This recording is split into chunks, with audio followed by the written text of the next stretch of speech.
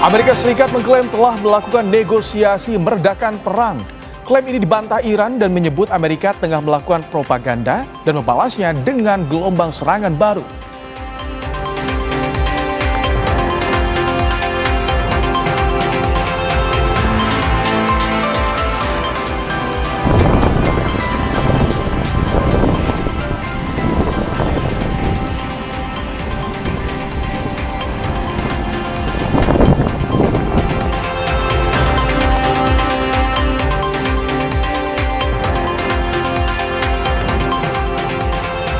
Menteri Pertahanan Israel Katz menyatakan militer negaranya telah menewaskan Komandan Angkatan Laut Garda Revolusi Iran, Ali Reza Tangsiri.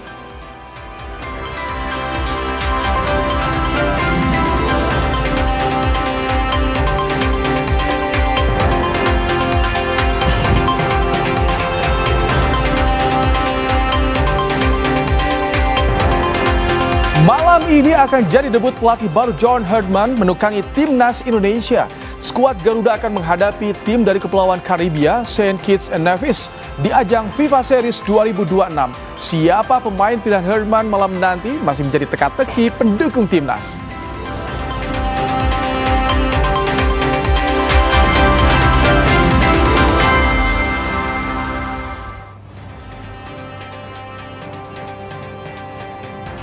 Halo, selamat petang saudara, kita jumpa lagi dalam program Berita Kompas Petang di Kompas TV Independen Terpercaya. Bersama saya Maidop Elfrina. Dan saya Rahmat Ibrahim. Langsung saja kita simak, inilah Kompas Petang selengkapnya.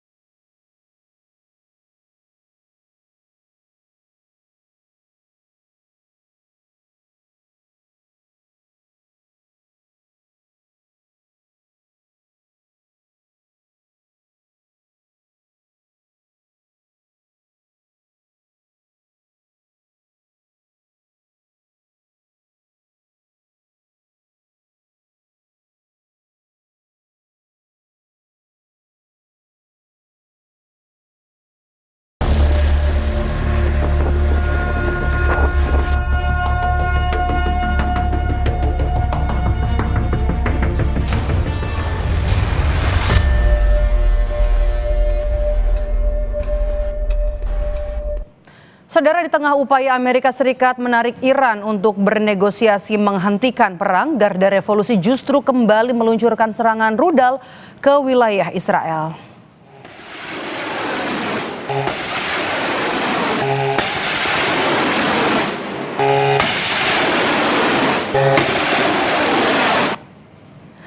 Gelombang serangan ke-82 diluncurkan untuk membuktikan kekuatan pasukan Garda Revolusi belum habis. Rekaman yang dirilis pada hari Kamis menunjukkan pesan yang ditulis pada drone yang berbunyi, "Wahai Iran yang terkasih, jalanmu akan terus berlanjut dan tidak akan berhenti." Tanggal dan lokasi rekaman yang dirilis oleh IRGC tidak dapat diverifikasi secara independen.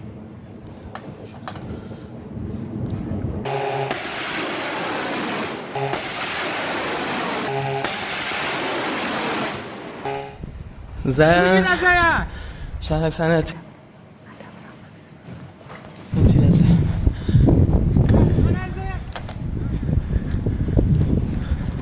Asap hitam terlihat di sebuah bangunan yang berada di kota industri Karf di Provinsi Razavi, Khorasan, Iran. Media Iran menyebut sebuah proyektil menghantam wilayah tersebut hari Kamis. Serangan kepada Iran terus dilakukan di tengah proses negosiasi, salah satunya syarat Iran yang meminta gencatan senjata dilakukan jika tidak ada serangan ke Israel. Sementara AS meminta pembongkaran program nuklir Iran.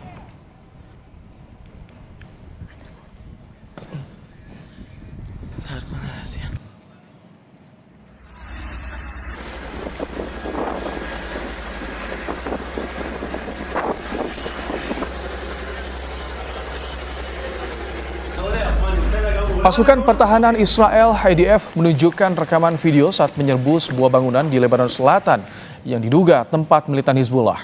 Israel menyebut telah menghancurkan 200 infrastruktur, menangkap pasukan, dan menyita sejumlah senjata milik Hizbullah. Israel menegaskan akan merebut sebagian wilayah Lebanon Selatan untuk membangun basis militer melawan militan Hizbullah.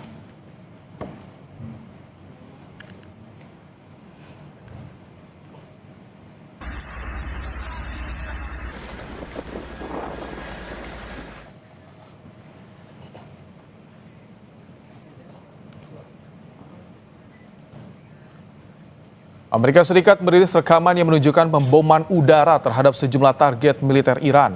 Tanggal dan lokasi pasti dari rekaman tersebut tidak dapat diverifikasi secara independen. Komando Pusat Amerika Serikat CENTCOM mengatakan mereka telah melakukan 10.000 serangan terhadap target milik Iran.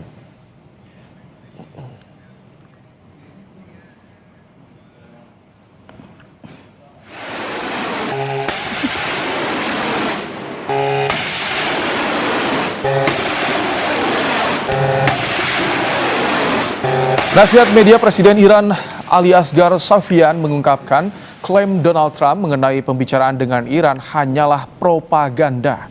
Menurut Ali Asghar, mediasi yang sesungguhnya di masa depan membutuhkan keterlibatan negara-negara berpengaruh seperti Tiongkok atau Rusia. Sebelumnya, Trump mengatakan ia telah berdiskusi sangat baik dengan seorang tokoh penting di Iran yang dilaporkan media sebagai Ketua Parlemen Iran, Mohammad Khalibaf. Meskipun Khalibaf membantahnya.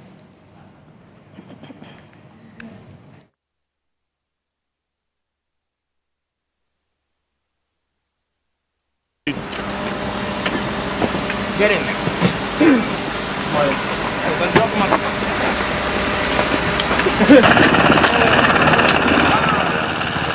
پروپاگاندا یکی از ابزارهای جنگه. یعنی توی جنگ شما حتما تبلیغات میکنی، اصلا بخشی از جنگه، اصلا نمیتونی شما نکنی. در قدیم هم تو جنگ ها هم با شیپور و با همه چی به حال یه کاری میکردن که طرف مقابل جاش رو تغییر بده و بترسه. از این ابزار آقای ترامپ خیلی خوب استفاده میکنه.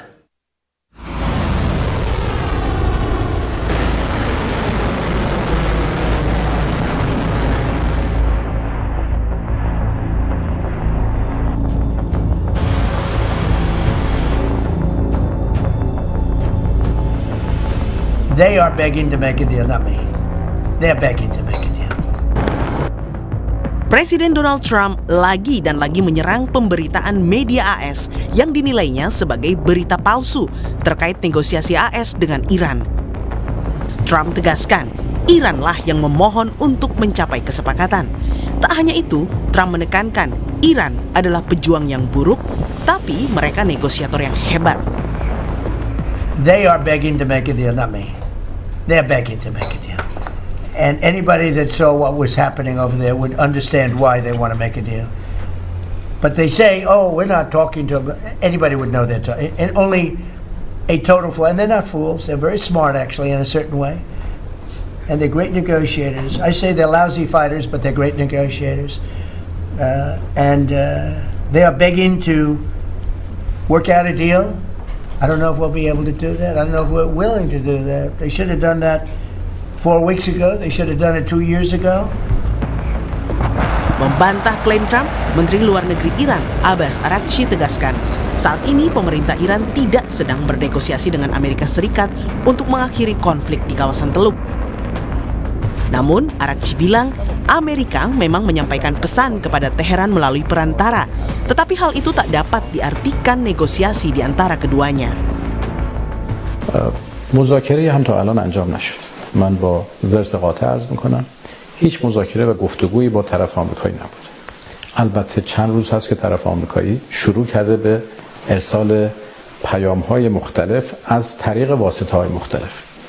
این که پیام‌هایی از طریق کشورهای دوست ما داده بشه و ما هم در جواب مواضع خودمون رو اعلام بکنیم یا هشدارهای لازم رو بدیم، این نه اسمش مذاکره است، نه اسمش گفتگو، نه هیچ. تبادل پیام هست به واسطه دوستانم.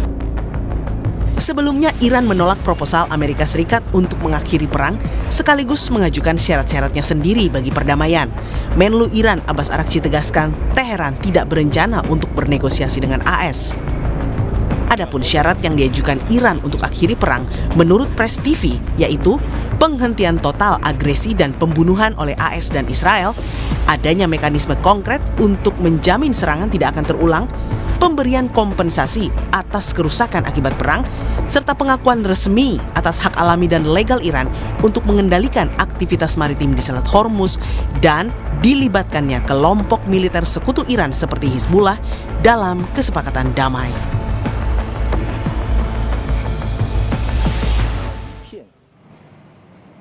Korps Garda Revolusi Islam Iran mengklaim telah menjatuhkan jet tempur F-18 Amerika Serikat di atas Samudra Hindia. Keaslian lokasi dan waktu rekaman tersebut tidak dapat diverifikasi secara independen. Komando Pusat Amerika Serikat CENTCOM membantah klaim tersebut dalam sebuah unggahan di X dengan menyatakan Iran belum menembak jatuh jet tempur AS manapun. Sementara juru bicara Markas Besar Pusat Khatam Al-Anbiya Ibrahim Zolfaghar menyatakan Komando Gabungan Angkatan Bersenjata Iran telah menembak jatuh jet tempur F-18 AS. Zolfaghari juga menyatakan Iran telah menyerang pangkalan udara AS di Bahrain dan Kuwait.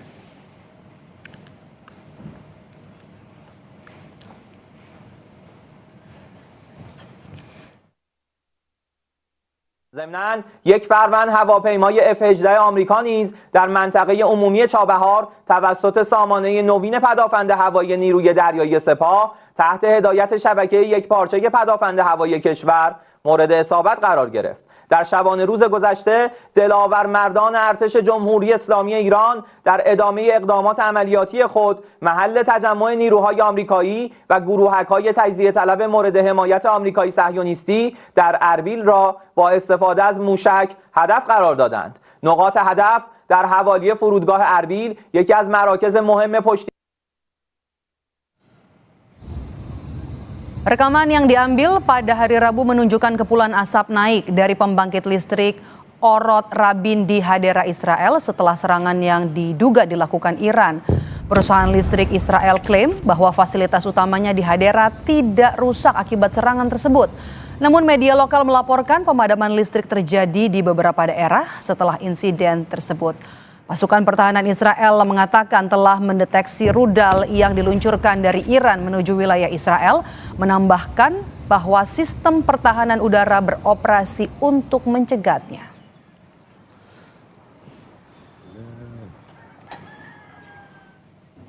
Sementara itu Presiden Amerika Serikat Donald Trump mengkritik NATO karena tidak memberikan dukungan kepadanya selama perang gabungan dengan Israel untuk melawan Iran. Trump menyebut anggota NATO hanya menawarkan untuk terlibat dalam pertempuran bukan sejak awal, padahal Amerika Serikat sudah meminta bantuan untuk mengirimkan kapal membantu mengamankan Selat Hormuz. Trump menyayangkan sikap sekutunya yang tergabung dalam NATO karena AS sudah membantu melindungi negara NATO di Eropa saat perang Rusia melawan Ukraina. To the incredible members of my cabinet, they're doing a phenomenal job. Everybody pretty much agrees to that, including disappointed. I'll say it publicly. We're very disappointed with NATO because NATO has done absolutely nothing. Importantly, that we'll come to their rescue, but they will never come to ours. And I want you to remember that we said this. They didn't come to our rescue. Now they all want to help. When they're annihilated, the other side is annihilated. They said, we'd love to send ships. They actually made a statement. Couple of them that we want to get involved when the war is over. No, it's supposed to get involved when the war is beginning or even before it begins. Ya, saudara, usai jeda Kompas Petang akan kembali dengan informasi arus balik. Kemacetan terjadi di Jalan Arteri Nasional dari arah Sukabumi menuju Bogor dan Jakarta melalui gerbang tol Parungkuda.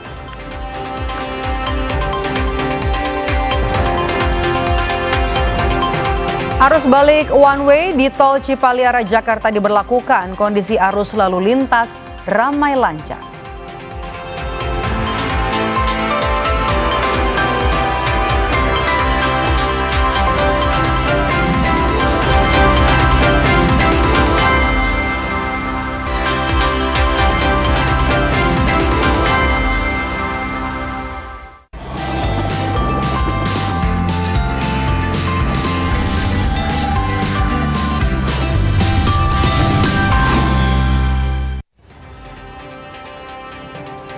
Kita tiba di segmen Mudik Gesit. Saudara, pantauan arus balik lebaran kami hadirkan hanya untuk Anda. Sejak pukul 2 siang, kemacetan terjadi di ruas arteri nasional menuju gerbang tol Parung Kuda. Kendaraan yang didominasi wisatawan ini hendak pulang ke wilayah Bogor dan Jakarta. Kendaraan datang dari arah Sukabumi dan Pantai Palabuhan Ratu hingga lampu merah exit Parung Kuda. Polisi memberlakukan pengaturan arus lalu lintas di sejumlah persimpangan jalan seperti Simpang Ratu, Simpang Cikidang, dan juga Simpang Nagrak.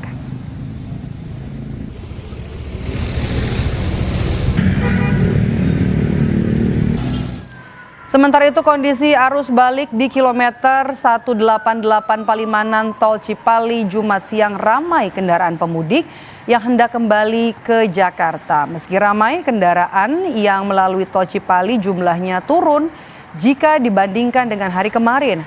Agar kemacetan tidak terjadi, sejak Jumat pagi polisi kembali melakukan rekayasa one way atau satu arah secara bertahap dari kilometer 188 hingga kilometer 70.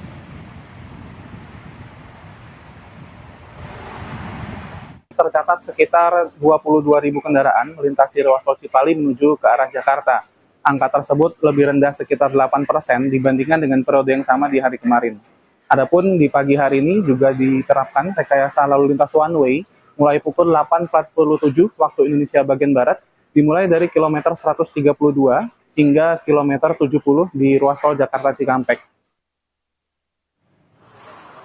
Korps Lalu Lintas Polri resmi memberlakukan rekayasa lalu lintas one way tahap 2 di kilometer 263 mulai dari exit tol Brebes Barat hingga kilometer 70 Cikatama tol Trans Jawa guna mengurangi kepadatan arus balik. One way dibuka langsung Menteri Perhubungan Dudi Purwagandi didampingi Kakor Lantas Polri Irjen Agus Suryo Nugroho dari Command Center kilometer 29 Cikarang Utara Jumat pagi. Langkah ini diambil menyusul peningkatan volume kendaraan yang signifikan dari arah timur menuju Jakarta.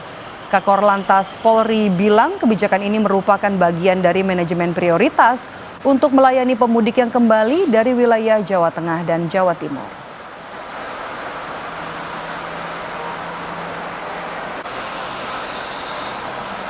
Buka one way arus balik tahap 2 presisi ya.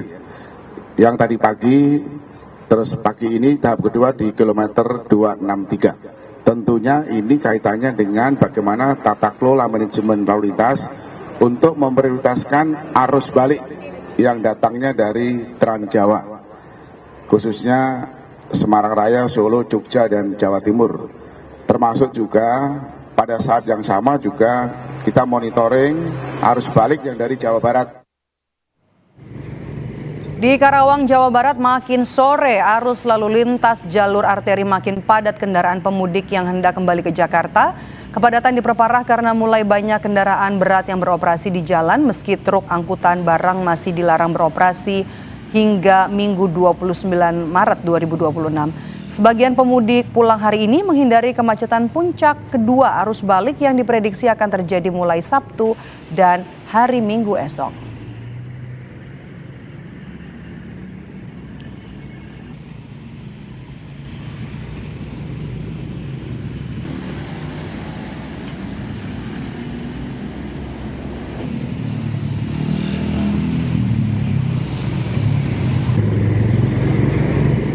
Kita pantau langsung arus balik terkini di Tol Cipali. Kita bergabung dengan jurnalis Kompas TV ada Muhammad Syahri Romdon di sana. Syahri, apakah kepadatan masih terjadi di tol hari ini? Dan selamat sore saudara, kepadatan arus lalu lintas yang kembali ke Jakarta yang semula terjadi pada Jumat pagi tadi sudah terurai berkat rekayasa arus lalu lintas yang diterapkan oleh Polri dan juga pengelola tol Aspal Tol Cipali. Di saya bertugas 188 ini tadi sekitar pukul 10 itu sudah diberlakukan sambungan rekayasa arus lalu lintas berupa one way yang semula dilakukan di 263 Pejagan Pemalang. Kepadatan pada pagi tadi yang semula ada bertumpuk di jalur B dari Jawa Tengah menuju Jakarta itu akhirnya terurai ke jalur A yang semula dilakukan jalur normal, yakni dari Jakarta menuju Jawa Tengah. kami juga melakukan pemantauan sejak Rabu dan Kamis kemarin, tepatnya setelah gelombang pertama puncak arus balik di 23 dan 24. Hampir terjadi di beberapa jam di tanggal 24 dan 25 itu kepadatan terjadi beberapa kali, Maido. Ini terjadi kata pihak Tol Cipali menyampaikan bahwa ini terjadi karena banyaknya pemudik yang menggunakan bahu jalan untuk beristirahat tidak pada tempatnya. Sehingga akhirnya terjadi penyempitan laju kendaraan dan terjadi kepadatan yang cukup panjang. Sehingga akhirnya beberapa kali dilakukan rekayasa arus lalu lintas, tepatnya pada Kamis petang kemarin, itu diberlakukan kontraflow dari kilometer 169 sampai 162. Upaya tersebut berhasil untuk melakukan penguraian dari beberapa kepadatan yang berada di sekitar rest area 2166 di rest area Tol Cipali. Kemudian pada pagi tadi diberlakukan rekayasa yang kedua, yakni berupa satu arah yang pada akhirnya mampu membagi beban kendaraan yang dari arah Jawa Tengah menuju Jakarta. Berdasarkan data dari Astro Tol Cipali terkini atau terupdate pada 2 siang tadi, itu terjadi kenaikan kendaraan dari hari kemarin. Tercatat pukul 00 hingga 14.00 tadi ada 42.000 kendaraan yang kembali ke Jakarta, dan ini meningkat 11% dari data sebelumnya. Sehingga akhirnya ini menjadi salah satu indikator akan memasuki gelombang kedua puncak arus balik yang akan kembali pada besok dan lusa atau Sabtu dan Minggu besok, Maido. Baik, terima kasih laporan Anda langsung dari Tol Cipali, jurnalis Kompas TV Muhammad Syahri Rondom. Selamat bertugas kembali, Syahri. Sementara itu, saudara, ribuan pemudik dari Surabaya tiba di Makassar melalui Pelabuhan Soekarno-Hatta Makassar menggunakan kapal motor Cermai. Pelni memprediksi hari ini akan ada peningkatan pemudik di Pelabuhan Soekarno-Hatta Makassar. Pemudik kembali memadati Pelabuhan Soekarno-Hatta Makassar di arus balik Lebaran 2026. Pelni mencatat lebih dari 1.000 pemudik dari Surabaya tiba di Makassar melalui Pelabuhan Soekarno-Hatta. Selain kapal motor Cermai, kapal motor Tilong Kabila dan KM Tidar juga dijadwalkan menurunkan lebih dari 1.000 pemudik. Pelni memperkirakan jumlah pemudik yang tiba di Makassar hari ini akan mencapai lebih dari 3.600 orang.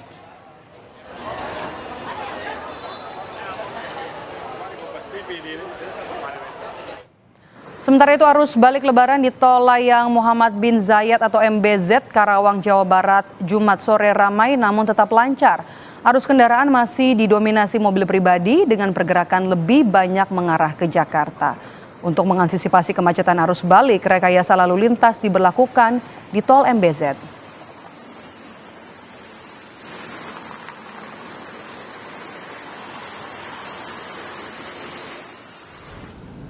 Arus lalu lintas menuju gerbang Tol Paster khususnya di Jalan Junjunan, Kota Bandung, Jawa Barat sore ini padat. Kendaraan roda 4 melintas dengan kecepatan lambat sebelum masuk ke Tol Paster. Meski terjadi kepadatan arus lalu lintas menuju gerbang tol, namun arus lalu lintas di Tol Paster ramai lancar.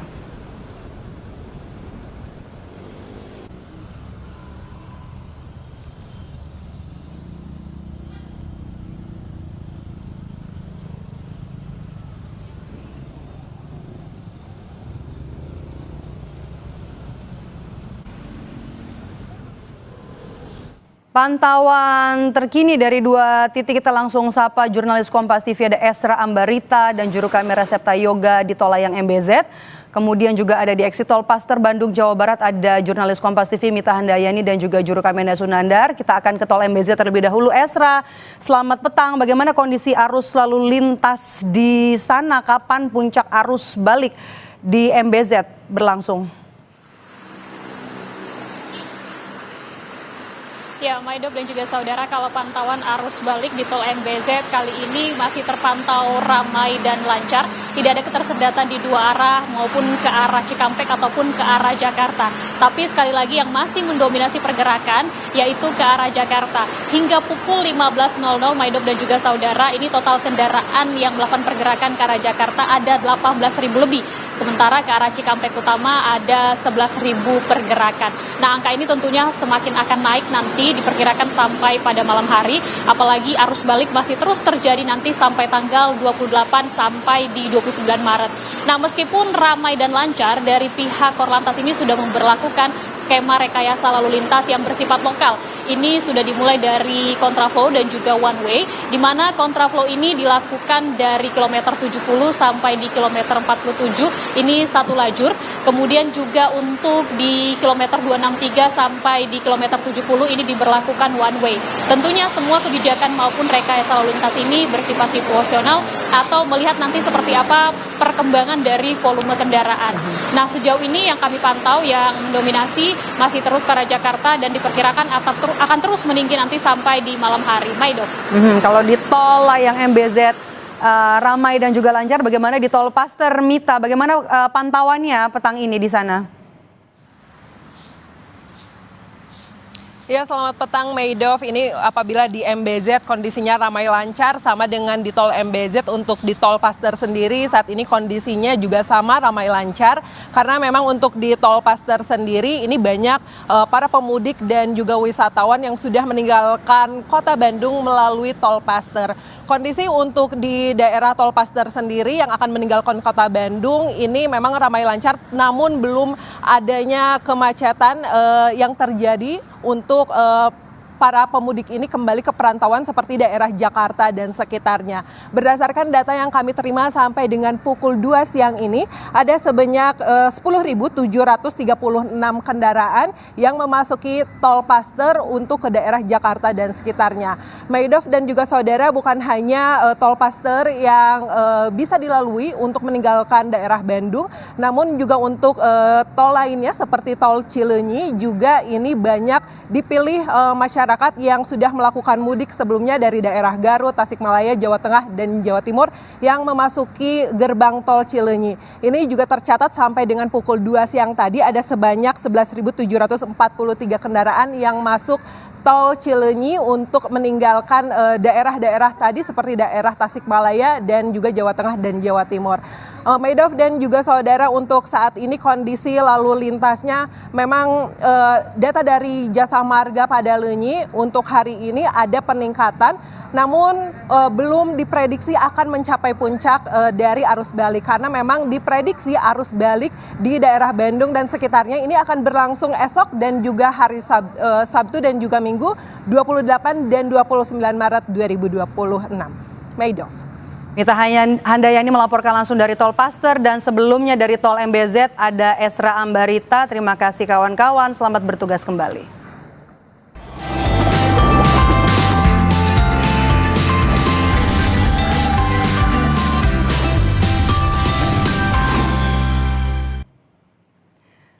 Saudara, malam ini akan jadi debut pelatih baru John Hartman menukangi timnas Indonesia. Skuad Garuda akan menghadapi tim dari Kepulauan Karibia, Saint Kitts and Nevis di ajang FIFA Series 2026. Siapa pemain pilihan Hartman malam nanti masih menjadi teka-teki pendukung timnas.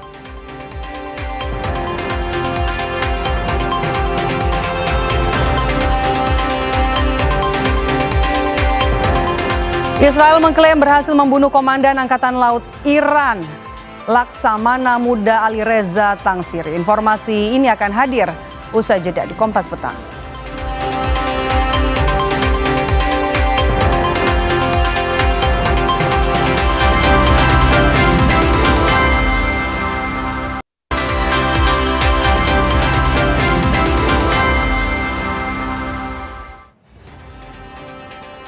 Kompas Petang kami lanjutkan bersama saya Maido Pelfrina. Saudara, malam ini akan menjadi debut pelatih baru John Hartman menukangi timnas Indonesia. Skuad Garuda akan menghadapi tim dari Kepulauan Karibia, Saint Kitts and Nevis.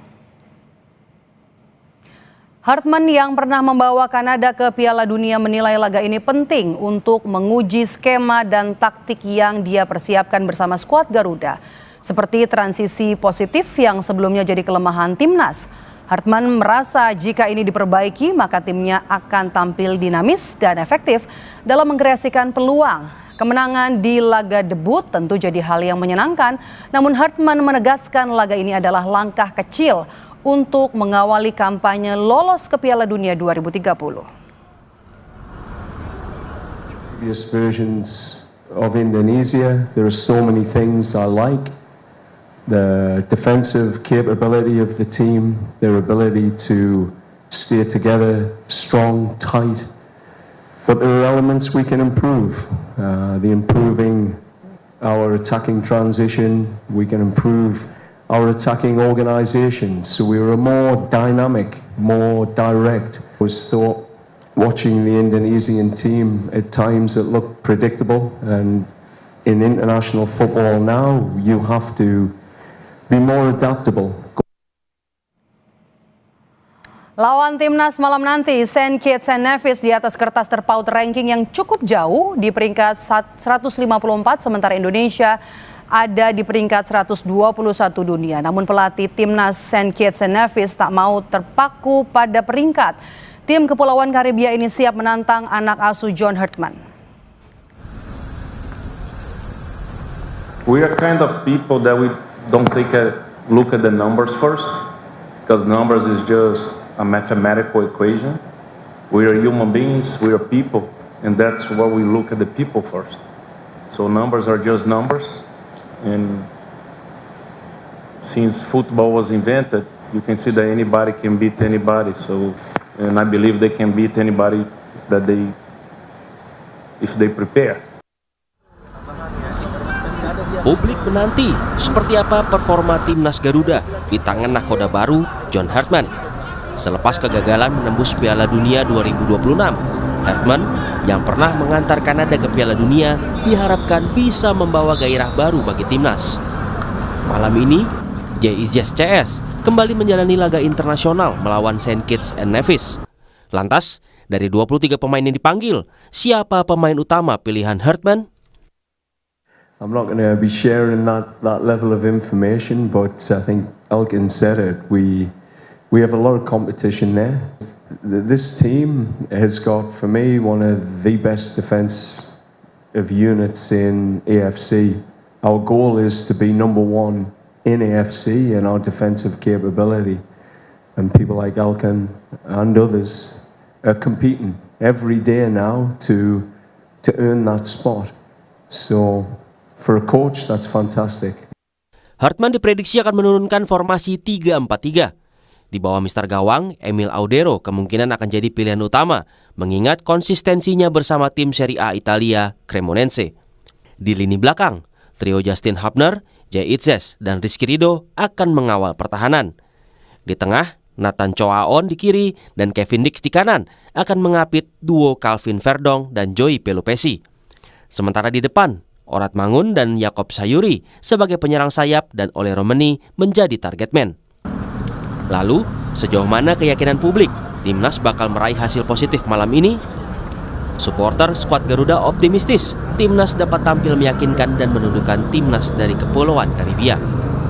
Kalau permainan kita belum tahu ya gimana, tapi debut harusnya bisa menang ya. Kalau menang sih prediksi sih 2-0 cukup lah untuk membuktikan kalau Herdman tuh pantas untuk ke depan melatihnya sih itu aja. Untuk prediksi kurang kayaknya sih 2-0 ya untuk Indonesia lawan St. Kitts Nevis. Kenapa 2-0? Kemungkinan sih dengan materi pemain yang ada bisa dapat clean sheet lah, dari apalagi dengan lawannya yang dari secara peringkat kurang terlalu ya di bawah, masih di bawah Indonesia lah ya. Mudah-mudahan 3-0 ya. Alasannya kenapa? Supaya mengembalikan euforia masyarakat Indonesia yang kemarin mungkin agak kecewa ya dengan hasil tidak lolos ke Piala Dunia. Menghadapi St. Kitts and Nevis malam ini, apakah performa timnas di bawah pelatih baru akan mengobati kekecewaan pecinta sepak bola tanah air selepas gagal mentas di panggung dunia? Tim Liputan Kompas TV. Apakah timnas bersama John Herdman bakal meraih hasil positif saat menghadapi tim Kepulauan Karibia St. Kitts and Nevis? Kita ulas bersama dengan analis sepak bola Firzi Idris. Bung Firzi, selamat petang dengan Maidop. Ya, selamat petang Maidop, apa kabar? Baik, deg-degan sih sebenarnya. Kalau kita hitung waktu 3 jam, sekitar 3 jam lagi ya laga ini perdana skuad Garuda di bawah Herdman. Bakal ada kejutan formasi dan pemain malam nanti menurut Anda siapa 11 pemain utama pilihan Herdman? Ya, kalau kita menantikan ya tinggal 3 jam lagi menuju pertandingan, dan saya sudah di daerah Senayan ini, di sekitaran Plaza Senayan, sudah banyak fans-fans yang datang ke sini yang memakai baju merah. Tadi di MRT juga udah mulai pada berdatangan ke stadion, ke area Senayan ini, dan itu menunjukkan ya minat terhadap tim nasional ini tidak pernah padam ya, walaupun kita mengalami kekecewaan. Mungkin kita belum waktunya ke Piala Dunia, tapi kita lihat animo penonton masih banyak dan mereka semua senantiasa menuju ke Gelora Bung Karno sekarang.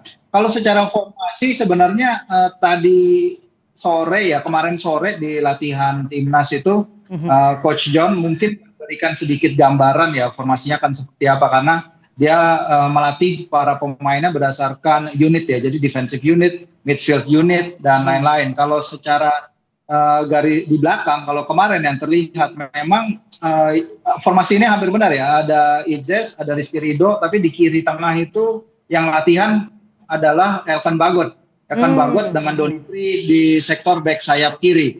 Sementara para pemain tengah yang terlihat latihan kemarin adalah Jordi Amat bermain sebagai gelandang, berkumpul bersama para gelandang, bersama Ivar, bersama juga Joey Polipesi, tapi juga ada Kelvin ya. Jadi Verdong kayaknya kalau dilihat dari at least dari open training kemarin ada indikasi ke arah sana. Tapi kan kita ini belum ada yang pasti ya, dan John Herdman juga udah bilang pasti nggak akan dibocorkan di sesi konferensi pers seperti apa formasi line up. Tapi setidaknya sudah ada beberapa gambaran dari apa secara kasarnya apa yang akan ditempuh oleh Herdman pada debutnya, Mbak Maido. Oke, bicara soal lini belakang kan kita ada kemewahan ya di lini belakang. Herdman juga bilang persaingan yang cukup ketat di lini belakang. Jadi seleksi pemain untuk starter seperti apa ini, Bung Firzi? Ya, akan berat ya. Dan saya suka sebenarnya setiap kali Herdman berkomentar di depan media ya, karena dia seperti tahu persis kekuatan dan kelemahan tim ini, apa aja yang udah diarungi tim ini, dan dia menjanjikan perubahan ke arah lebih baik tanpa menjual janji berlebihan. Dan ini yang penting menurut saya kan, manage ekspektasi juga penting ya. Kita kemarin adalah negara Asia Tenggara pertama yang lolos ke round 4 kualifikasi Piala Dunia, tapi banyak yang mencapnya sebagai sebuah kegagalan karena kita nggak mencapai playoff. Menurut saya itu aja sudah menunjukkan level ekspektasi kita. Tapi Herdman datang memulai siklus, dia mengatakan hal-hal yang benar ya. Dia mengatakan bahwa tim ini harus mencerminkan karakter bangsa. Menurut saya itu bagus sekali ya. Bangsa pekerja keras, bangsa yang punya sedikit artistic taste, tapi bangsa yang juga erat dengan kekeluargaan. Itu hal yang sangat bagus menurut saya, Mbak. Oke, di lini tengah tidak ada Tom Hei, gaya permainan timnas lantas bakal seperti apa? Umpan-umpan langsung ke pertahanan lawan kah nanti?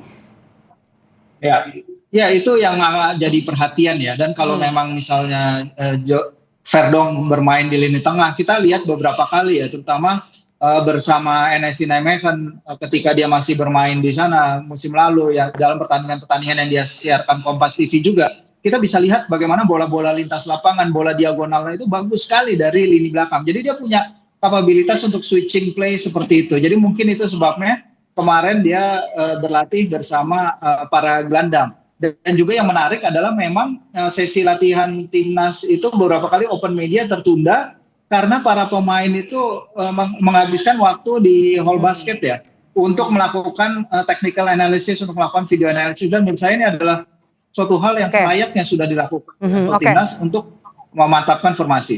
Oke, dari sisi pendekatan apakah nanti cara pendekatannya akan seperti Kluivert dan juga STY? Anda lihat?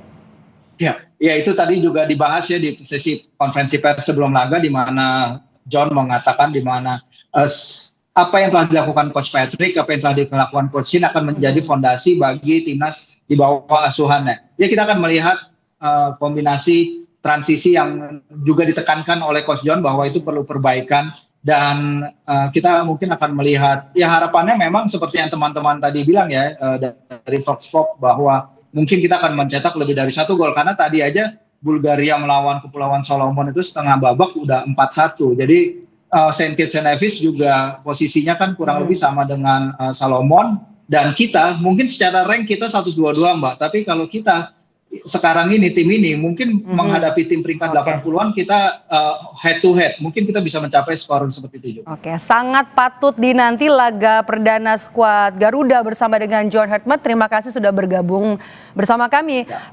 Analis sepak bola Firzi Idris, sehat selalu Bung Firzi. Ya, sama-sama, sehat selalu semua.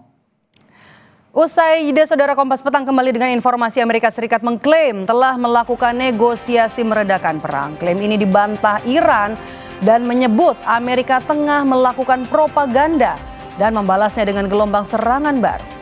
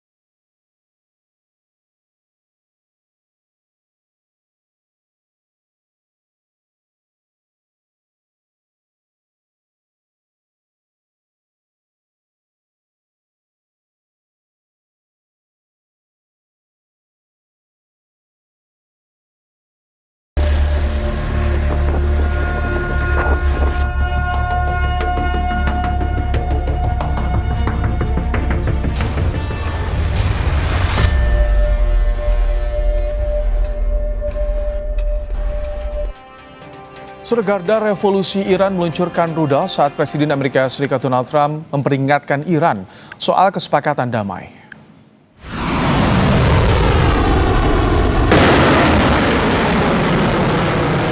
Video ini dirilis Garda Revolusi Iran pada Kamis 26 Maret di saat Presiden Amerika Serikat Donald Trump meminta Iran bersikap serius tentang kesepakatan untuk mengakhiri pertempuran yang telah berlangsung hampir 4 minggu. Menteri Luar Negeri Iran mengatakan Teheran sedang meninjau proposal AS tetapi tidak ada pembicaraan tentang mengakhiri perang. Pembicaraan tidak langsung antara AS dan Iran berlangsung melalui pesan yang disampaikan oleh Pakistan dengan negara-negara lain termasuk Turki dan Mesir juga mendukung upaya mediasi.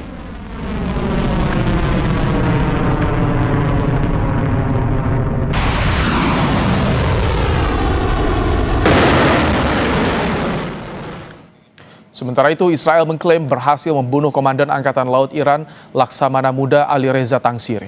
Pejabat Tel Aviv mengatakan Tangsiri tewas di Bandar Abbas melalui serangan udara Israel. Tangsiri disebut yang paling bertanggung jawab atas penutupan Selat Hormuz. Sejauh ini belum ada pernyataan resmi dari Iran terkait klaim Israel tersebut. Tangsiri menambah daftar pejabat dan petinggi militer Iran yang tewas akibat serangan udara Iran jika klaim tersebut benar.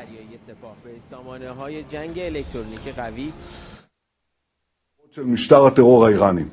אמש חיסלנו את מפקד חיל הים של משמרות המהפכה. לאיש הזה יש הרבה דם על הידיים, ובנוסף הוא זה שהוביל את סגירת מצרי הורמוז.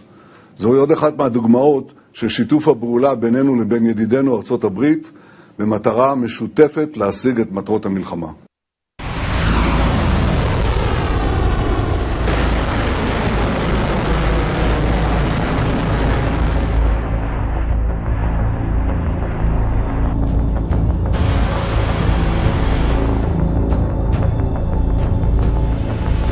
They are begging to make a deal, not me.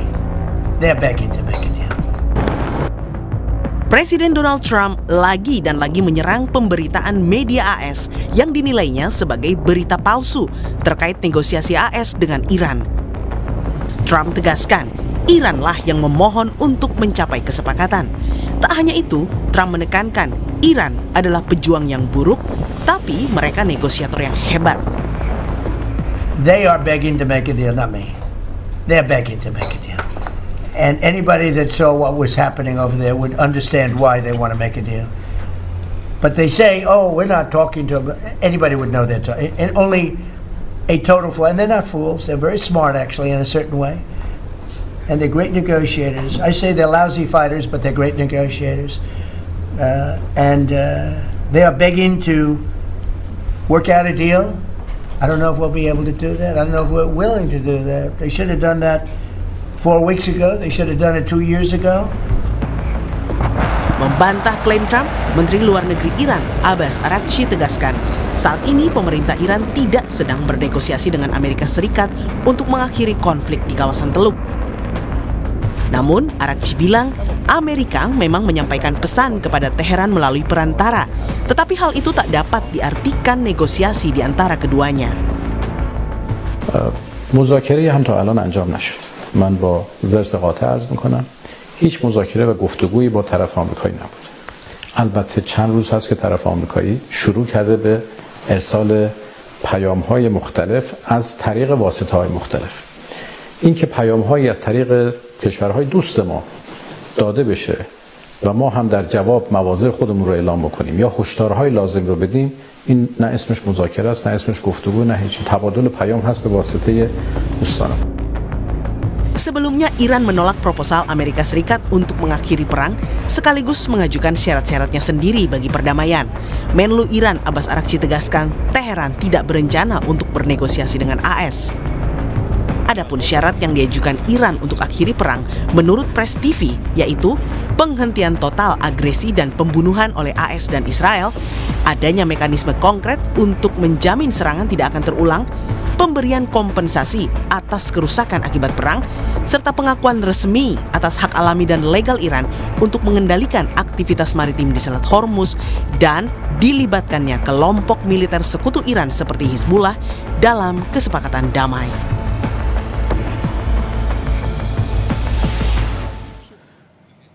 Klaim Trump jika Iran memohon capai kesepakatan akhiri perang kerap dibantah sejumlah pejabat pemerintah Iran. Hingga orang dalam Presiden Iran menyebut negosiasi yang disemburkan Trump hanyalah upaya propaganda. Lalu siapa sebenarnya yang berbohong soal negosiasi?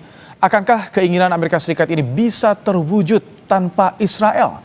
Kita bahas bersama dengan Guru Besar Hubungan Internasional St. Petersburg State University, Koni Rahakundini, dan juga peneliti senior Indo-Pacific Strategic Intelligence Aisyah Kusuma Sumantri. Selamat petang, Prof. Koni, Mbak Aisyah. Selamat petang. Selamat petang, Mas. Baik, Bu Koni, ini Iran sebut semua yang disampaikan Trump ini hanya propaganda. Kalau Anda cermati, apa sebenarnya maksud Trump terus menyampaikan soal negosiasi dengan Iran? Apa karena banyaknya tekanan yang mulai dirasakan oleh Trump? Nah, sebelum kita bahas ke sana, kita mesti lihat dulu ya. Kita tuh sekarang dalam 4 minggu ini sebenarnya sedang menyaksikan bahwa konflik militer itu antar negara sekarang itu ternyata adalah perang perebutan kesadaran. Jadi bagaimana narasi itu menjadi senjata dan persepsi itu adalah bagaimana menjadi medan tempur baru. Nah, ini yang kita mesti pahami dalam perang ini sehingga kebenaran sendiri yang menjadi korban. Itu dulu yang kita mesti sadari. Jadi sekarang ini informasi itu adalah senjata strategis. Makanya balas-balasan aja mereka itu. Intinya adalah karena dalam situasi perang hari ini di dunia hari ini, ketika kita melihat layar saja, itu juga bisa saja menjadi bagian dari militer strategi gitu. Nah, menurut saya ini telah terjadi perang propaganda yang masing-masing kita bisa lihat ya. Dari Amerika dia ingin ini tuh adalah menjadi non kinetik tapi yang bisa hasilnya jadi panjang. Jadi bagai informasi, framing, psychology gitu loh. Tapi lepas dari itu juga kita mesti lihat bahwa sekarang statement Iran itu ada yang kita mesti perhatikan ya. Dia bilang dia itu mau sekarang duduk bareng kalau sama negara-negara yang mampu menggunakan istilahnya heavyweight negosiator. Artinya apa? Iran sebenarnya sedang menunggu kekuatan hard power baru nih. Siapa yang mampu secara geopolitik memberikan pengaruh agar kesepakatan ini nggak mudah dilanggar oleh Amerika Serikat. Makanya tadi kan dia bilang kan, ini cuma ngobrol aja, belum ada apa-apa karena memang dia kayaknya masih menunggu kekuatan hard power gitu. Nah, kedua adalah pengaruh global, posisi kuat dalam diplomasi internasional. Jadi negara siapapun nggak bisa main offering, saya aja deh jadi mediator, nggak bisa. Karena dalam persepsi Iran, dia lagi tunggu nih siapa nih pengaruh globalnya yang kuat gitu loh. Kemudian dia juga melihat negara yang mempromosikan diri untuk menjadi negosiator itu dia punya pengaruh global nggak? Punya posisi kuat nggak dalam diplomasi internasional. Yang ketiga, dia melihat negara tersebut punya kredibilitas nggak dan kepercayaan. Dan yang terakhir, apakah negara tersebut punya kemampuan enforcement, menjamin bahwa nanti Amerika akan menuruti perjanjian itu. Nah, kalau saya lihat meskipun Pakistan sudah terlibat, Turki terlibat, gitu kan, Indonesia pengen terlibat, kelihatannya menurut saya Rusia tuh Iran tuh sedang menunggu Rusia atau Cina. Ini kalau menurut saya ya, karena kelihatannya dia ada lima elemen itu dengan kata-kata yang dia bilang bahwa saya ingin menggunakan istilah heavyweight. Heavyweight dalam hubungan internasional adalah negara yang dimaksud seperti heavyweight saat ini adalah yang bukan ukuran fisik, tapi dalam istilah geopolitik yang 5 item tadi saya sebutkan. Betul. Oh, oke. Tadi strategi propaganda bagian dari strategi. Kalau Mbak Aisyah, ini kan Menlu Iran juga sebut betul ada berbalas pesan melalui perantara yang berbeda. Tapi Iran tegaskan itu bukan negosiasi. Kalau seperti ini, siapa menurut Anda Mbak Aisyah yang berbohong? Apa mungkin nggak sih kalau Iran ini gengsi mengakui ada sebetulnya negosiasi di panggung belakang? Ya, sebenarnya seperti yang bisa kita lihat ya, saya rasa sebenarnya sekarang ada beberapa hal yang detail yang mungkin kita sering lupakan dari dalam perang ini. Bahwa kemarin Amerika Serikat itu tidak bernegosiasi langsung dengan Iran, tetapi dengan 3 negara yang kemudian mengusulkan diri menjadi negosiator ya, yaitu adalah Turki, Mesir, dan kemudian Pakistan. Dan kemudian yang menjadi salah satu kontak utama, interlokutor utama dari konflik ini itu adalah Pakistan, yang sekarang sedang dekat dengan Amerika Serikat, lalu kemudian memiliki perjanjian keamanan dengan Arab Saudi, dan secara hubungan juga sebenarnya ini dekat dengan Iran. Tetapi memang kita lihat berbicara dengan interlokutor tidak sama dengan berbicara dengan Iran itu sendiri. Nah, kita lihat sebenarnya pernyataan klaim kemenangan suatu bangsa itu kan sebenarnya sesuatu hal yang normal. Tadi sebenarnya kita harus pahami bahwa ini adalah bagian dari psychological warfare, dan ini melalui information operations. Bahkan kalau sekarang dengan adanya sosial media dan lain-lain, ini sebenarnya kan ke arah cognitive war gitu. Nah, kalau kita lihat di sini sebenarnya ada beberapa hal yang ingin dicapai oleh Donald Trump. Di antaranya adalah sebenarnya perilaku untuk rally around the flag gitu ya. Jadi mendapatkan kohesi bangsa, lalu kemudian yang kedua ini kepanikan dari lawan, dan yang ketiga adalah dominasi di level global. Dan tentu saja ada alasan-alasan lain, di antaranya adalah stock market yang mau buka kemarin sebelum pernyataannya keluar, dan bahkan kemudian adanya kekhawatiran dan tekanan yang besar ya dari masyarakat Amerika Serikat terkait harga BBM yang makin naik dan harga-harga barang yang semakin meningkat gitu. Nah, kita lihat di sini sebenarnya kalau dibilang siapa yang berbohong, ya sebenarnya pernyataan dari Arakci sebenarnya tidak salah yang menyatakan kalau misalnya memang tidak ada pembicaraan di antara Amerika Serikat dengan Iran, karena kenyataannya memang pembicaraan itu dilakukan dengan interlokutor dan bukan dengan Iran secara langsung. Oke, menarik ya. Tadi perang persepsi, psychological war itu yang menjadi di garis bawahi. Bu Kony, sebelumnya kan Iran juga sempat menyampaikan beberapa syarat jika ingin perang dihentikan. Kami tampilkan di layar kaca Kompas TV, ada 5 syarat yang disampaikan oleh Iran, termasuk bagaimana menghentikan secara total agresi, tidak ada perang di masa depan, kemudian juga ada soal kompensasi ganti rugi juga. Kemudian Hizbullah juga ini dikait-kaitkan juga ketika ada konflik dengan Israel. Apakah ini Bu Kony memungkinkan nggak dipenuhi oleh Amerika Serikat? Terutama juga soal Hizbullah lah ini, karena kan kaitannya dengan Israel nih, Bu Kony, mungkin nggak dipenuhi syarat-syarat yang disampaikan oleh Iran ini? Kembali kalau sekarang kita lagi di ruang tempur kognitif kan, maka sekarang ini kita lagi lihat kuat-kuatan nyali gitu loh. Kita kalau lihat kita tarik garis besarnya.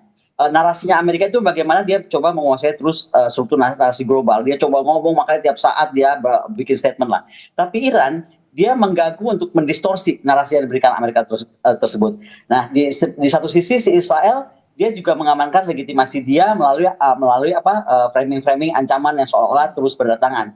Nah, di sini kita juga nggak bisa lupakan ada satu aktor lain yang di antara 3 ini bermain, yaitu media global. Bagaimana media global itu menjadi medan sekaligus senjata buat masing-masing negara yang sedang bertempur. Nah, kalau ditanya tadi kepada persyaratan yang dimunculkan, kalau saya pribadi melihatnya agak berat lah. Kalau soal Hizbullah mau diterima sama Amerika Serikat itu pasti berat banget lah. Kalau ganti rugi perang juga ini nggak semudah itu ya. Kita bisa lihat sendiri apa yang terjadi di perang-perang yang lain gitu.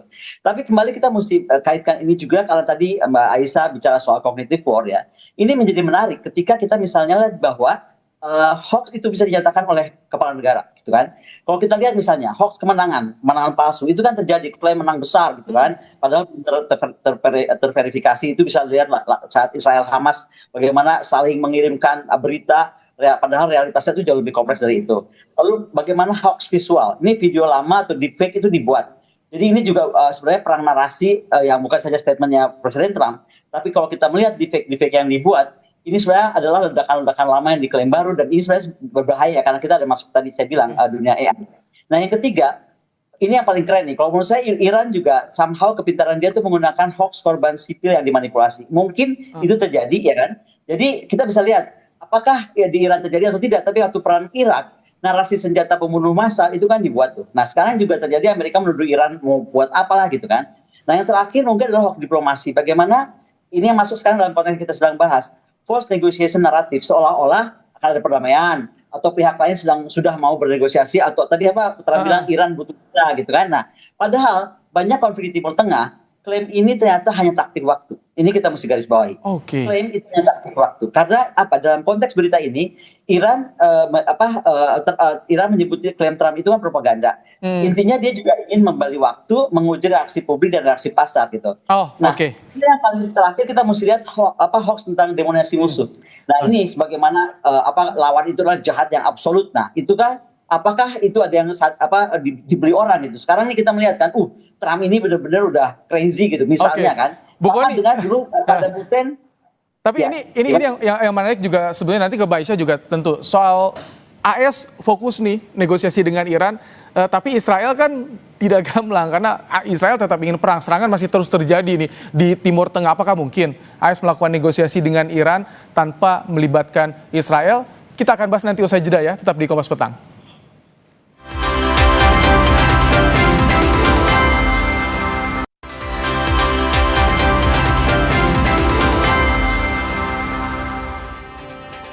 Oke, kita masih membahas soal bagaimana propaganda atau narasi negosiasi yang saat ini tengah mengemuka antara Donald Trump dan juga Iran.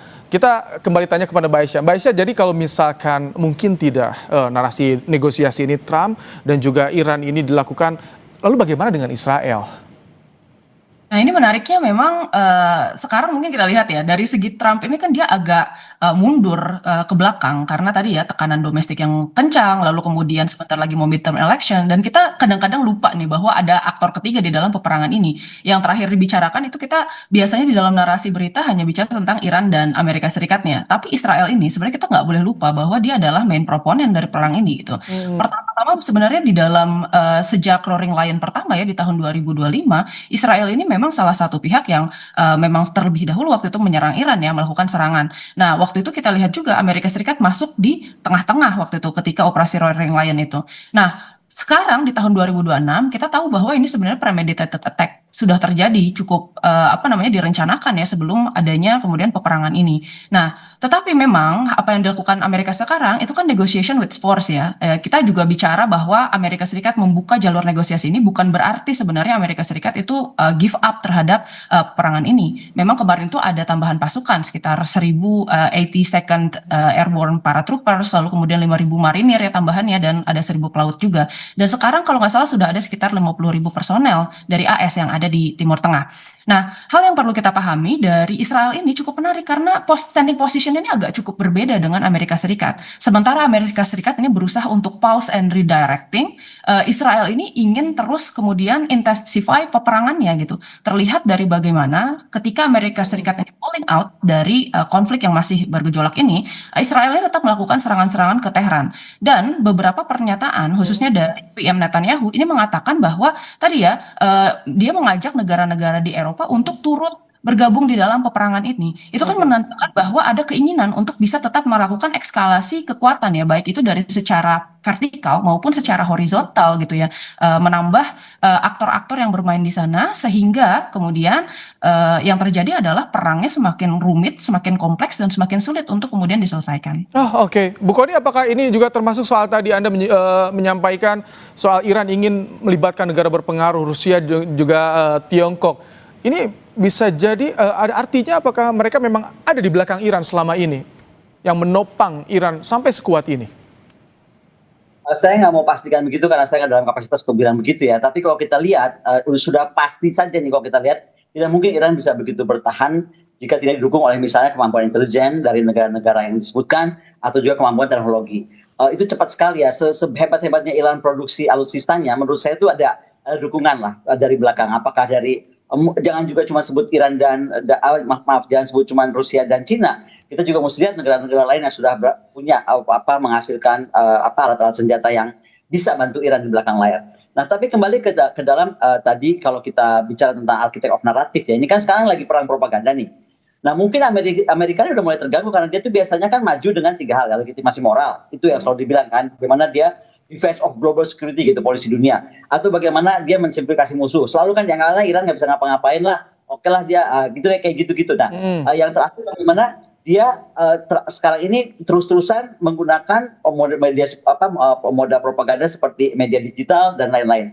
Intinya ada framing yang terus terjadi dan ini akhirnya dibalas Iran gitu loh. Dibalas Iran dengan ternyata selain dia memang serangannya udah makin hebat, dia bisa menembus Iron Dome kemarin malam itu besar-besaran rupanya. Nah, juga ini menjadi menarik bahwa kemudian Iran jawab. Tapi yang kita harus jadi lihat untuk Amerika sendiri yang terlalu berambisi. Nah, ini buat Indonesia ada pelajaran ya. Jadi jangan sampai juga hoax itu atau buzzer itu terlalu dipermainkan. Karena dalam satu titik ya kan akan muncul paradoks. Ketika propaganda itu menjadi terlalu performatif, terlalu hebat gitu, maka kemudian malah kehilangan kredibilitas. Ini sedang terjadi ke Amerika Serikat. Dia ini terlalu performatif, terlalu propagandanya terlalu masif, sehingga akhirnya dunia melihat, termasuk saya misalnya melihat loh, ini Amerika kayaknya udah mulai goyang nih sebenarnya, tapi hanya bisa bicara untuk melawan atau membuat isu atau propaganda baru. Oke.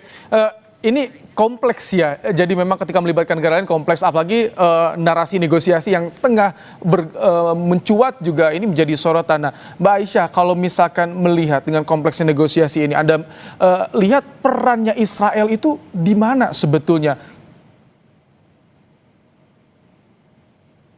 Mbak Aisyah nampaknya masih di mute, ke mute deh. Oh, mohon maaf Aziz Ibrahim. Oke, silakan. Ya, baik. Dari negosiasi ini sebenarnya ada 3 ya maksimum goal yang ingin dicapai oleh AS sebenarnya. Yang pertama itu adalah regime change karena seluruh kemudian pernyataan AS terkait tadi mau menghilangkan program nuklir Iran, lalu kemudian mau menghentikan misalnya kekejaman rezim Iran dan bahkan ya sampai menghentikan pendanaan ke Axis of Resistance, itu semuanya hanya bisa dicapai kalau misalnya Amerika Serikat ini berhasil mengganti rezim yang ada di sana. Lalu yang kedua, ini pilihan lain adalah penurunan kapasitas Iran secara signifikan ya, baik itu dari segi long sampai medium range ballistic missile dan kemudian bahkan short range-nya yang sekarang mengancam negara-negara tetangganya serta bahkan pendanaan Axis of Resistance. Nah, yang ketiga ini kita bicara tentang ancaman penggunaan kekerasan yang mendorong Iran kembali ke meja perundingan. Nah, ini preferable untuk AS dan kurang sebenarnya preferable untuk Netanyahu. Justru di sini sebenarnya Netanyahu ini akan berusaha untuk mencegah adanya negosiasi tersebut gitu. Karena memang yang diinginkan oleh Netanyahu, oleh Israel itu adalah tadi ya strategic goal-nya terpenuhi bahwa Israel itu bisa berdiri sebenarnya di Timur Tengah sebagai single great power di region West Asia gitu. Baik, ini tadi soal bagaimana peran juga Amerika Serikat, Israel dan juga Iran. Nah, Prof. Koni, kalau misalkan ini deadlock, negosiasi deadlock, siapa sosok sentral yang bisa memperkuat negosiasi dan segera meredakan perang? Siapa, Mbak Koni?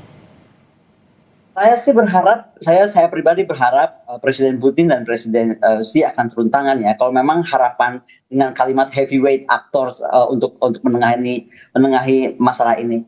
Cuman kembali kita harus bertanya nih, ini juga mungkin orang sekarang juga hati-hati untuk atau negara siapapun agak hati-hati untuk masuk karena dalam era sekarang ini sebenarnya bukan tentang perangnya menggunakan apa dan kita yang lihat cuman secara militernya seperti apa ya kinetiknya, tapi kita lihat siapa yang membentuk persepsi itu atau siapa yang harus kita percaya. Nah, ketika ini sekarang era AI, ketika prediktif analisisnya dan neuroscience ini mengubah medan diplomasi global. Nah, ini kita mesti tahu bahwa sekarang ini kita sudah masuk dalam diplomasi yang baru, ya kan, yang akhirnya menembus kesadaran. Dan ini yang membuat menurut saya semuanya harus berhati-hati karena tidak mau mereka juga terjebak ya. Ini udah perang yang sudah kita belum pernah lihat sebelumnya. Udah lebih makna algoritmik lebih kebaca, makna data lebih terlihat, bagaimana persepsi terus dibentuk gitu kan. Dan artinya pesan-pesan yang kita lihat, kapan kita lihat, bagaimana kita maknai, kita aja bingung, apalagi juga para kepala negara. Artinya yang di sini mau saya bilang,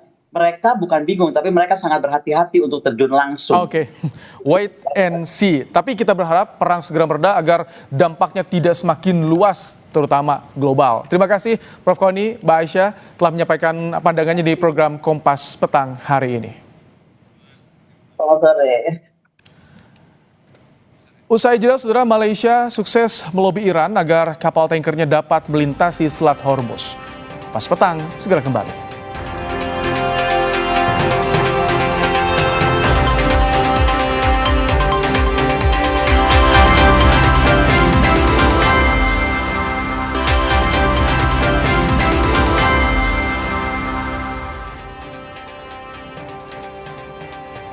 Saudara, Malaysia sukses melobi Iran agar kapal tankernya dapat melintasi Selat Hormuz. Hal ini disampaikan Perdana Menteri Malaysia Anwar Ibrahim pada Kamis 26 Maret. Upaya diplomasi Malaysia di tengah ketegangan konflik di Timur Tengah telah membuahkan hasil. Perdana Menteri Malaysia Anwar Ibrahim pada Kamis kemarin menyebut pihaknya telah berbicara dengan para pemimpin Iran, Mesir, Turki, serta negara-negara regional lainnya. Dan kapal Malaysia kini diperbolehkan melintas melalui Selat Hormuz. Dalam pidatonya, Anwar berterima kasih kepada Presiden Iran karena mengizinkan kapal-kapal Malaysia untuk melewati Selat Hormuz.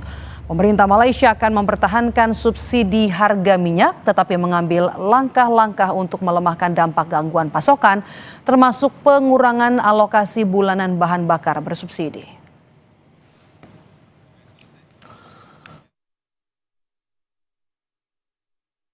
Saya ambil kesempatan juga ucapkan terima kasih kepada Presiden Iran kerana awal memberi laluan dan sekarang kita dalam proses untuk melepaskan kapal minyak Malaysia dan pekerja yang terlibat supaya dapat meneruskan perjalanan mereka pulang.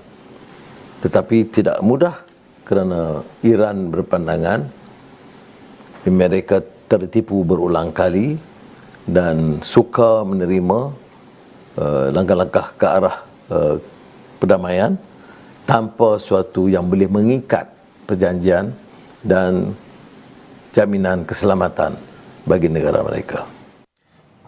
Saudara Menteri Koordinator Bidang Perekonomian Erlangga Hartarto memastikan pemerintah akan segera menetapkan kebijakan work from home sebagai langkah penghematan energi akibat perang Iran. Erlangga bilang kebijakan work from home akan ditetapkan pemerintah pada bulan ini. Kebijakan ini menyangkut ASN dan pekerja swasta. Hal tersebut disampaikan Menko Erlangga Hartarto di Kompleks Istana Kepresidenan Jakarta pada Jumat sore. Pokoknya akan ditetapkan bulan ini. Ditetapkan bulan ini. Ditetapkan bulan ini. Kapan Pak secepatnya? Ya secepatnya kan tinggal berapa bulan ini, tinggal berapa hari kan? 3 hari lagi Pak. Apa? 4 hari lagi. Ya jadi masih ada waktu. Menteri Keuangan Purbaya Yudi Sadewa bilang kebijakan work from home tidak akan mengganggu pemasukan negara. Purbaya juga menekankan perihal produktivitas pekerja yang tidak akan terganggu jika WFH diberlakukan secara cermat. Pemasukan negara kalau WFH ini mengganggu atau justru? Enggak, kalau kita pilih dengan cermat. Kalau kita pilih Jumat dan itu kan harus pasti ada penghemat Jumat. Jadi pasti ada penghematan BBM berapa persen, saya nggak tahu detailnya, bisa berubah-ubah tergantung harga minyak. Tapi kalau untuk produktivitas kan, kalau untuk pabrik-pabrik dan lain-lain yang memang memerlukan kerja terus-menerus, yang nggak harus kan. Terus untuk pelayanan publik tetap jalan, jadi harusnya nggak masalah kalau cuma 1 hari aja. Jadi produktivitas kita total nggak akan terlalu terganggu. Usai jeda, Saudara, Kompas Petang kembali dengan informasi pasukan Israel IDF menunjukkan rekaman video saat menyerbu sebuah bangunan di Lebanon yang diklaim sebagai salah satu markas Hizbullah.